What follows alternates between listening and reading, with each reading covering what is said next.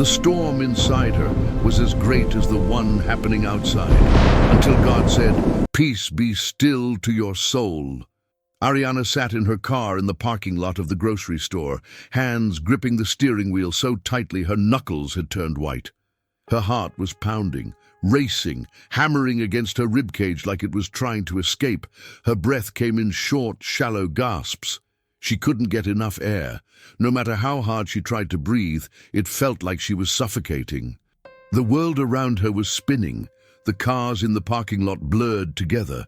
The sounds became muffled, distant, like she was underwater. Her vision narrowed to a tunnel. Everything was closing in. "I'm dying," she thought. "I'm having a heart attack. I'm dying right here in this parking lot." She fumbled for her phone with trembling hands, tried to dial 911, but her fingers wouldn't cooperate. They shook too much. She dropped the phone. It clattered to the floor of the car. She leaned forward, pressing her forehead against the steering wheel, trying to breathe, trying to calm down, trying to make it stop. But it wouldn't stop. The panic kept rising. The fear kept growing. The terror kept consuming her. "What's wrong with me? Why is this happening? Make it stop. Please, God, make it stop." But it didn't stop. It never stopped. This was the third panic attack this week, the seventh this month. They were getting worse, more frequent, more intense, more terrifying. Arianna didn't know how much more she could take. She was exhausted, physically, emotionally, mentally. The constant fear was draining the life out of her. She couldn't sleep, couldn't eat, couldn't function. She was barely surviving, and she had no idea how to make it stop. After what felt like hours but was probably only 10 minutes, the panic began to subside, slowly, gradually. Her heart rate decreased, her breathing steadied, the tunnel vision cleared, the world came back into focus. She sat up, wiping the tears from her face, picked up her phone from the floor, looked at the grocery store entrance. She had come here to buy milk and bread. Simple, easy. But she couldn't do it. Couldn't make herself get out of the car, couldn't face the crowds, the noise, the overwhelming sensory input. She put the car in reverse and drove home, without the milk, without the bread, without anything except the crushing weight of failure and fear. When she got home, she sat in her driveway for another 20 minutes, trying to gather the strength to go inside, trying to put on the mask that said everything was fine, the mask that hid the storm raging inside her, because no one knew that Arianna was drowning, that she was being consumed by anxiety so severe she could barely function, that she was living in a constant state of terror, waiting for the next panic attack, the next wave of fear, the next moment when her body would betray her and convince her she was dying. She had become an expert at hiding it, at pretending, at smiling when she wanted to scream, at saying "I'm fine" when she was anything but fine. But inside, the storm raged on, relentless, merciless, overwhelming, and Arianna didn't know how much longer she could keep her head above water. What she didn't know, what she couldn't see in that moment, was that God was about to speak to her storm. Just like he had spoken to the storm on the Sea of Galilee 2,000 years ago, he was about to say the words that would change everything. Peace, be still, not just to the circumstances around her, but to the storm within her. 1 year earlier, Arianna had been a different person, not carefree exactly, but functional, normal. She worked as a high school English teacher, had a small circle of close friends, went to church on Sundays, had hobbies, read books, went for walks, lived a relatively peaceful life. She had always been a worrier. Even as a child, she worried about things. What if something bad happens? What if I fail? What if people don't like me? Her mother used to call her my little worrywart, but it was manageable, normal. Everyone worries sometimes, right? But over the past year, something had changed. The worry had morphed into something darker, something more consuming, something that had taken over her entire life. It started small, a tightness in her chest when she had to speak in front of her class, a flutter of nervousness before a parent-teacher conference, a sense of unease when she had to drive on the highway. She brushed it off. Everyone gets nervous. It's normal, it'll pass. But it didn't pass. It grew. The tightness in her chest became a constant companion. The nervousness became dread. The unease became terror. She started avoiding things. Highways, crowds, social situations, anything that triggered the anxiety. At first it was easy to justify. I'm just tired. I need a quiet night at home. I'm not feeling well. But the list of things she avoided kept growing, and the anxiety kept intensifying. Then came the first panic attack. She was at the grocery store, standing in the checkout line. Suddenly, out of nowhere, her heart started racing, her vision blurred. She couldn't breathe. She thought she was having a heart attack. She abandoned her cart and ran to her car, sat there terrified, convinced she was dying. Eventually, it passed. She drove home, shaken, confused, scared. She went to the doctor the next day. They ran tests, EKG, blood work, everything, all normal, perfectly healthy. The doctor said, "It sounds like you had a panic attack." A panic attack? But I wasn't panicking about anything, it just happened. The doctor explained that panic attacks can happen without an obvious trigger, that they're caused by the body's fight or flight response going into overdrive, that they're not dangerous, even though they feel terrifying. He prescribed medication, anti-anxiety medication. Arianna stared at the prescription. She didn't want to take medication. She wasn't that kind of person. She could handle this on her own. She threw the prescription away. That was a mistake. Over the next few months, the panic attacks became more frequent. Once a week, then twice a week, then almost daily.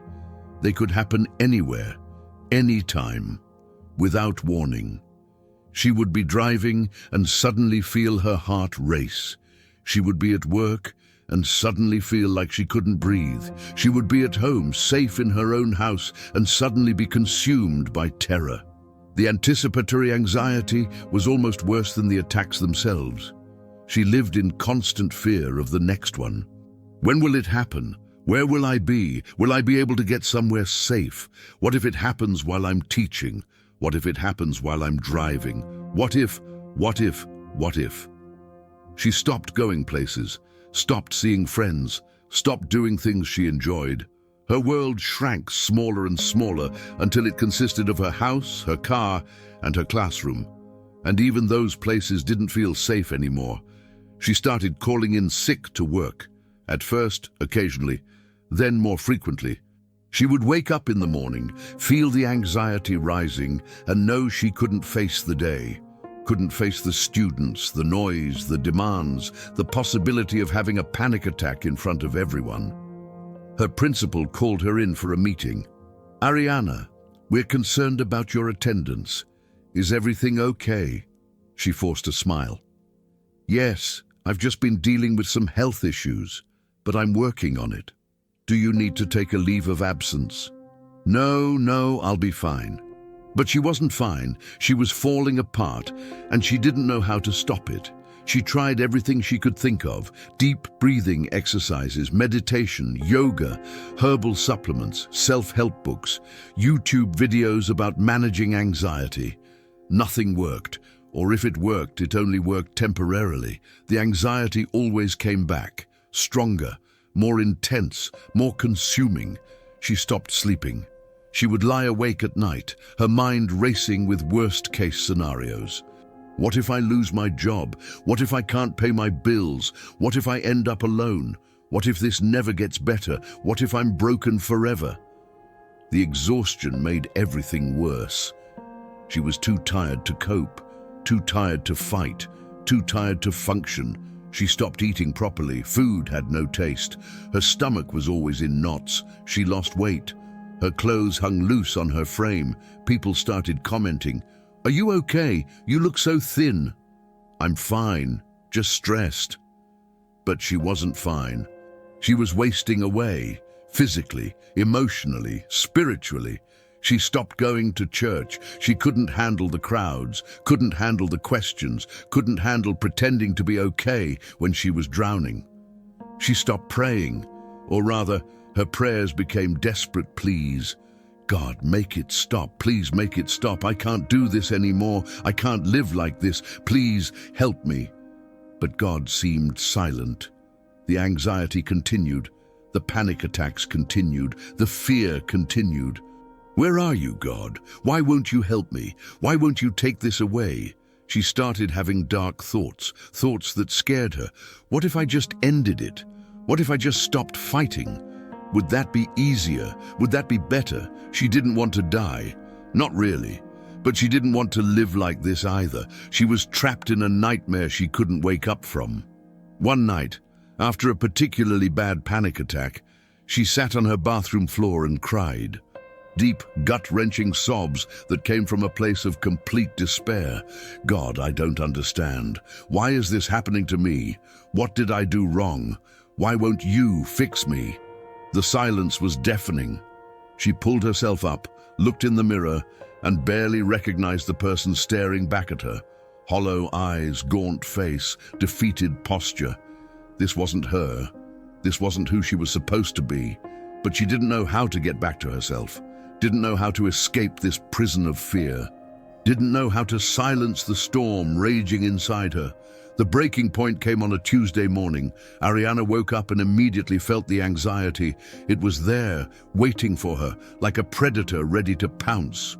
Her heart was already racing before she even got out of bed. She called in sick to work. Again, she couldn't do it, couldn't face another day of pretending to be okay. She spent the morning in bed, staring at the ceiling, feeling the panic rise and fall in waves. By noon, she knew she needed help, real help, professional help. She picked up her phone and searched for therapists, found one who specialized in anxiety disorders, called and made an appointment for the next day. That night, she barely slept. She was terrified of going to therapy. What if they think I'm crazy? What if they can't help me? What if I'm beyond help? But she was more terrified of continuing to live like this.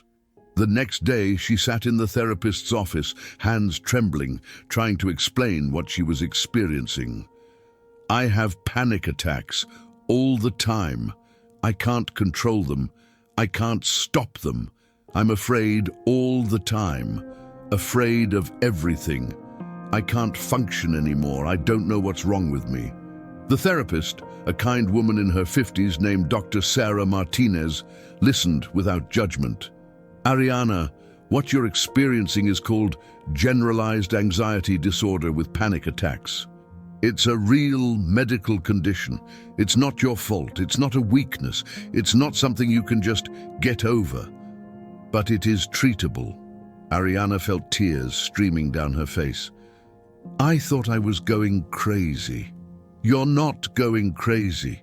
Your brain's alarm system is overactive. It's sending danger signals when there's no real danger, but we can work on retraining it. They talked for an hour.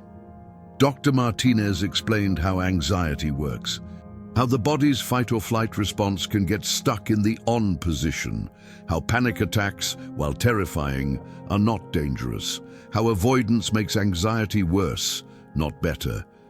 She recommended a combination of therapy and medication. I know medication can feel scary, but for severe anxiety like yours, it can be really helpful. It's not a crutch, it's a tool, like glasses for someone who can't see clearly. Arianna hesitated. She had resisted medication for so long, but she was desperate. She couldn't keep living like this. Okay, I'll try it. Dr. Martinez wrote a prescription and scheduled weekly therapy sessions. This is going to take time, Arianna. There's no quick fix, but you will get better. I promise you, you will get better. Arianna left the office feeling a tiny spark of hope. For the first time in months, she felt like maybe, just maybe, there was a way out of this nightmare. She started the medication that night. The doctor had warned her it would take a few weeks to work, that she might feel worse before she felt better, that she needed to be patient. The first week was hard. The medication made her nauseous, gave her headaches, made her feel foggy and disconnected. She almost quit, but Dr. Martinez encouraged her to stick with it. Your body is adjusting. Give it time. She also started doing the exercises Dr. Martinez had taught her. Cognitive behavioral therapy techniques.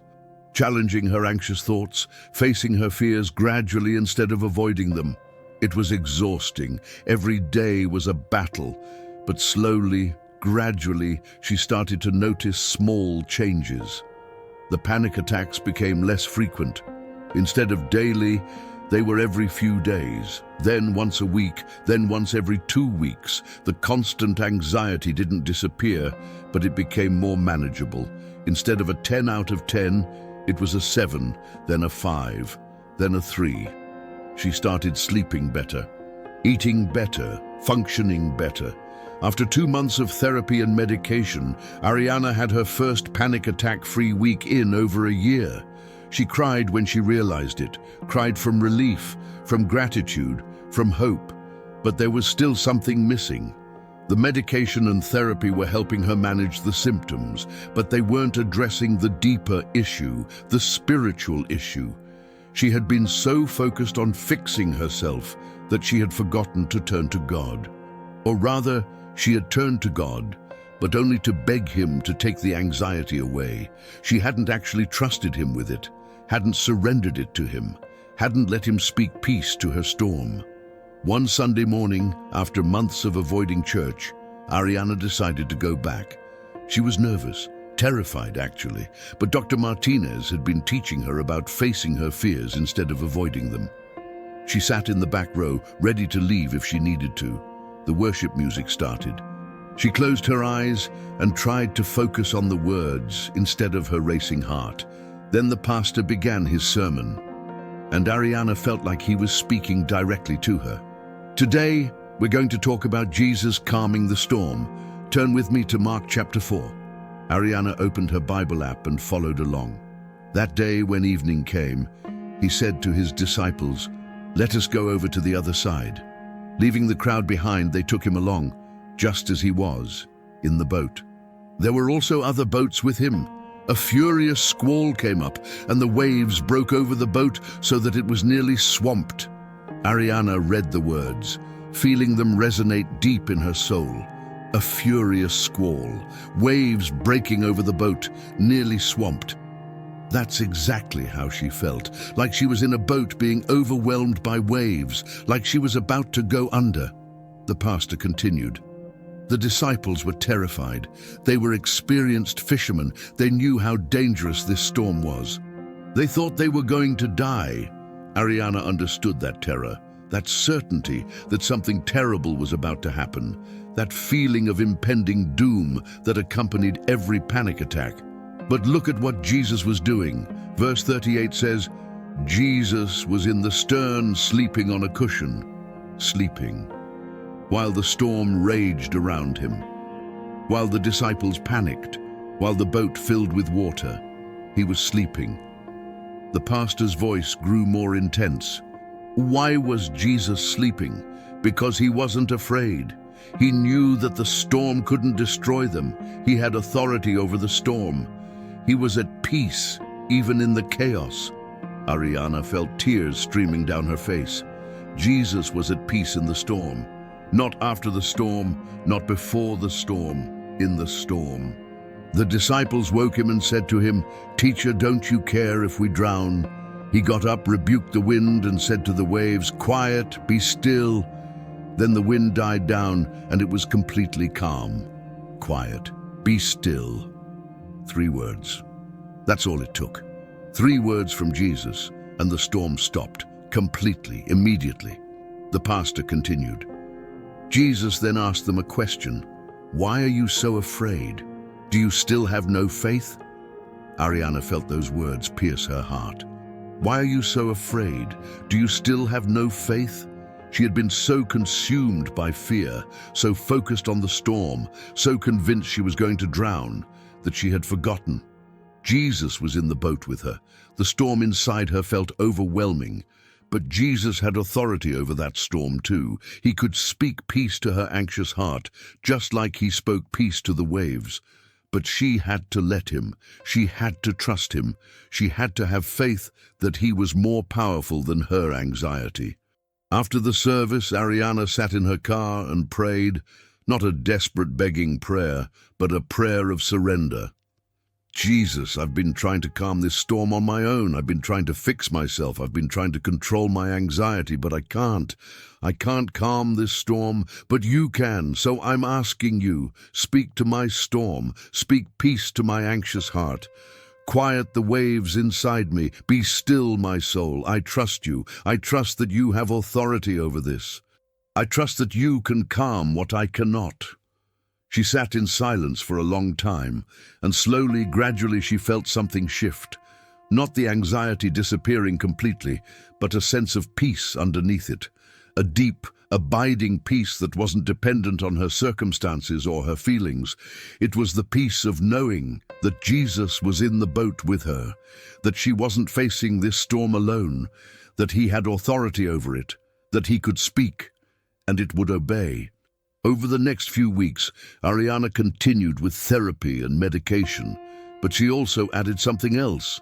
Every morning, she would read the story of Jesus calming the storm, and she would pray, Jesus, speak peace to my storm today. Some days were better than others. Some days the anxiety was barely noticeable. Other days it roared like a lion. But even on the hard days, she had that underlying peace. That knowledge that Jesus was with her, that he had authority over her storm. She started journaling, writing down her anxious thoughts, and then challenging them with truth. What if I have a panic attack? Jesus is with me. What if something bad happens? Jesus has authority over it. What if I can't handle this? Jesus will give me strength. She also started memorizing scripture, verses about peace, about fear, about God's presence. Do not be anxious about anything, but in every situation, by prayer and petition, with thanksgiving, present your requests to God. And the peace of God, which transcends all understanding, will guard your hearts and your minds in Christ Jesus. Philippians 4:6-7. When anxiety was great within me, your consolation brought me joy.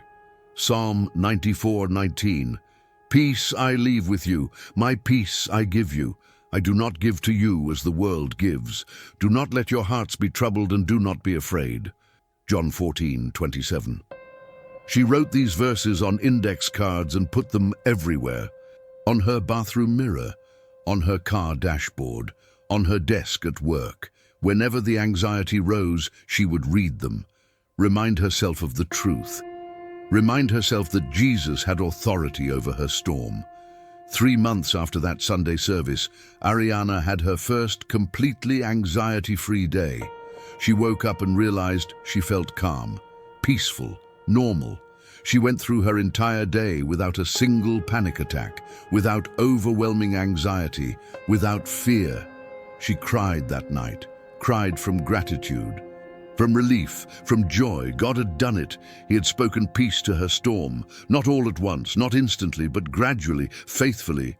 He had calmed the waves inside her. 6 months later, Arianna was a different person. Not because the anxiety was completely gone. It wasn't. She still had hard days, still had moments of panic, still struggled sometimes. But she had learned how to navigate the storms. She had learned that Jesus was in the boat with her. She had learned that he had authority over her anxiety. She had learned to trust him, even when the waves were high. She also learned something else. Her struggle with anxiety wasn't a weakness. It wasn't a failure. It wasn't something to be ashamed of. It was part of her story, part of her testimony, part of how God was shaping her. She started sharing her story, first with close friends, then with her small group at church, then with anyone who would listen. I struggled with severe anxiety, panic attacks, fear that paralyzed me. I thought I was broken. I thought I was beyond help, but God taught me something. He taught me that He has authority over the storms inside us, just like He had authority over the storm on the Sea of Galilee. He can speak peace to our anxious hearts. He can calm the waves inside us. We just have to trust Him. People started coming to her. People who were struggling with anxiety. People who felt broken. People who were drowning in fear. And Arianna would tell them her story, would tell them about Jesus calming the storm, would tell them that there was hope, that they weren't alone, that Jesus was in the boat with them.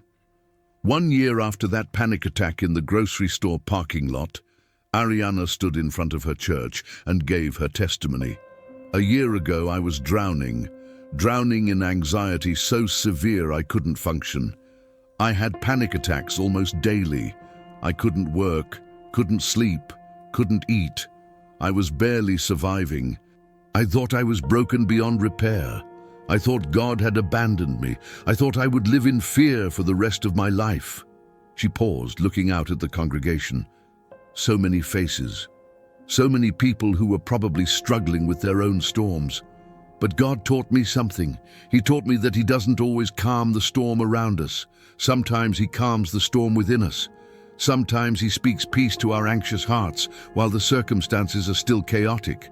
Sometimes He says, "The peace, be still," not to the waves, but to our souls. She held up her Bible and read from Mark 4. He got up, rebuked the wind, and said to the waves, "Quiet, be still." That's what Jesus did for the disciples, and that's what He did for me. He spoke to my storm. He spoke peace to my anxious heart. He calmed the waves inside me. Tears streamed down her face, but her voice was strong. If you're struggling with anxiety today, I want you to know something. You're not broken, you're not weak, you're not a failure. You're in a storm, and storms are scary, but Jesus is in the boat with you. He has authority over your storm. He can speak, and it will obey. You just have to trust Him. You have to let Him speak peace to your soul. The church was silent. People were crying because so many of them knew exactly what she was talking about. So many of them were fighting their own battles with anxiety, with fear, with panic. After the service, dozens of people came up to her. "Thank you for sharing. I needed to hear that. I'm struggling too. I thought I was the only one. Your story gave me hope." One woman, probably in her 30s, grabbed Arianna's hand. "I've been having panic attacks for 6 months. I thought I was going crazy. I thought God was punishing me. But hearing your story, I realize I'm not alone. And there's hope." Arianna hugged her. There is hope. So much hope. Jesus can calm your storm too. I promise. Arianna started a support group at her church for people struggling with anxiety. They met every Wednesday night. It started with just 5 people. Within 3 months, it had grown to over 30. Every week, they would share their struggles, their fears, their victories. And every week, Arianna would remind them of the truth. Jesus has authority over your storm. He can speak peace to your anxious heart. You are not alone. They would pray together, read scripture together, encourage each other, hold each other accountable to not give up, to keep fighting, to keep trusting. Arianna also partnered with Dr. Martinez to provide resources, information about therapy, about medication, about coping skills, because she had learned that faith and medicine weren't opposed to each other. God could work through both. God gave us brains, she would tell the group, and He gave some people the knowledge to create medications that help our brains function better. Using medication isn't a lack of faith. It's using the tools God has provided. She also started speaking at other churches, sharing her testimony, teaching about anxiety from a Christian perspective, helping people understand that mental health struggles aren't spiritual failures. Jesus had compassion on people who were suffering, she would say. He didn't tell them to just have more faith. He met them where they were. He healed them. He helped them. And He does the same for us today. 2 years after that panic attack in the parking lot, Arianna wrote a book. She called it Peace Be Still, Finding God in the Storm of Anxiety. It was her story, but it was also a practical guide for others struggling with anxiety. She wrote about the biology of anxiety, about how the brain works, about why panic attacks happen, but she also wrote about the spiritual side, about trusting God, about finding peace in the midst of chaos, about letting Jesus speak to your storm. The book was published by a small Christian publisher. Arianna didn't expect much. Maybe a few hundred people would read it. Maybe it would help someone. But within 6 months, it had sold over 50,000 copies.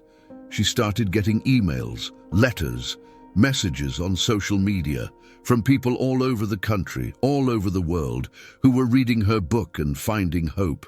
"Your book saved my life. I thought I was the only one struggling like this. You put into words what I couldn't explain. Thank you for being honest about your struggle."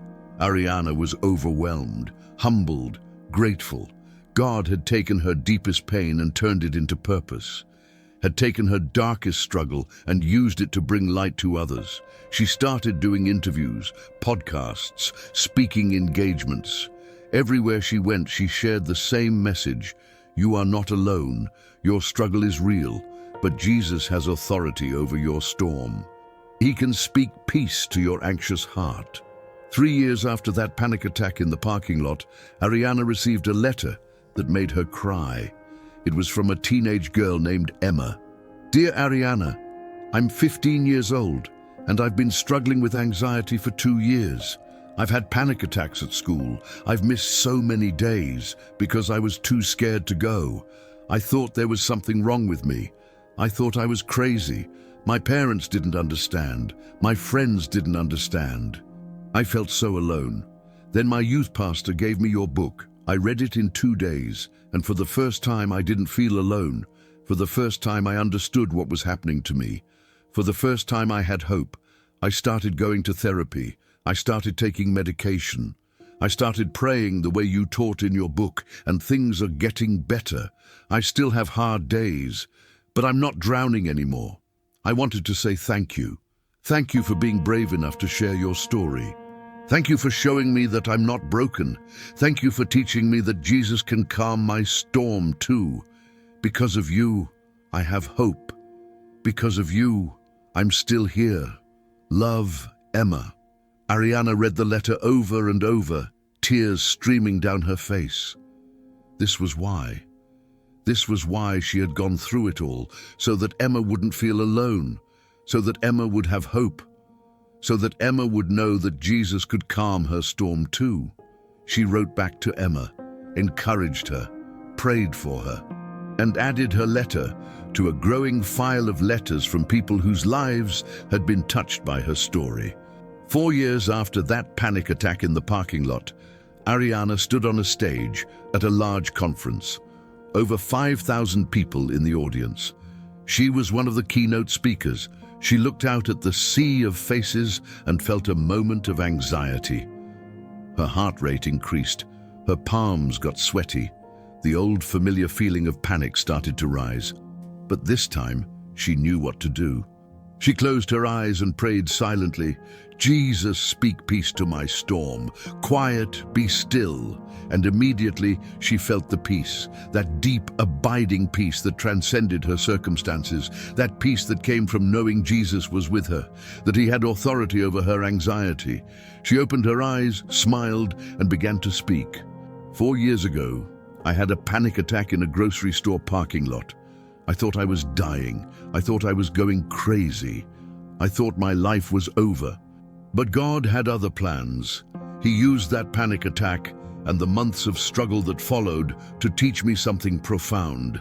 He taught me that he has authority over the storms inside us. He taught me that he can speak peace to our anxious hearts. He taught me that we are never alone, even in our darkest moments. She shared her story, the panic attacks, the fear, the desperation, the therapy, the medication, the moment she read about Jesus calming the storm, the gradual healing, the ongoing journey.